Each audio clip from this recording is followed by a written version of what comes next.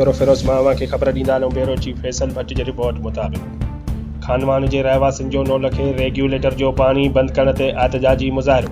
खानवान जे मुअज़्ज़ज़ शहरनि डॉक्टर गुलाम हैदर खोखर, गुलाम server गुयो, advocate अब्दुन्नईम खर, यार मोहम्मद लांगा, रफ़ीक अहमद गुंदर, नदीम सहतो, अता मोहम्मद जलबानी सैद जुड़ियल शाह तारिक चन्ना ॿुधायो त असांजे सिटी खानवान जे नौलखे रेगुलेटर खे 2 महीननि खां पाणी बंदि करे छॾियो आहे। डॉक्टर गुलाम हैदर खोखर मीडिया खे ॿुधायो त असां इरीगेशन जे सर्वेयर मंज़ूर अब्बासीअ खे पाणी रेगुलेटर नौलखे में छॾण ते काफ़ी दफ़ा चयो आहे, पर हुन राशि पाणी पैसनि ते खपाए छॾियो आहे।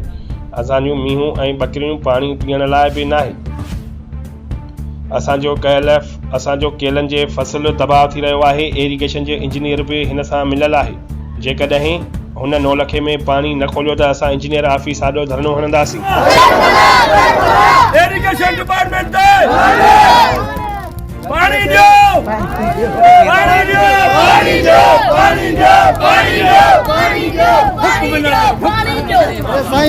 ज़ालिमनि जो ज़ुल्म सिंध मथां बंदि कयो, बंदि कयो। सिंध मथां ज़ुल्म बंदि कयो, बंदि कयो, बंदि कयो। ओए पाणी ते रिश्वत वठण बंदि कयो। टायर जी भर क्या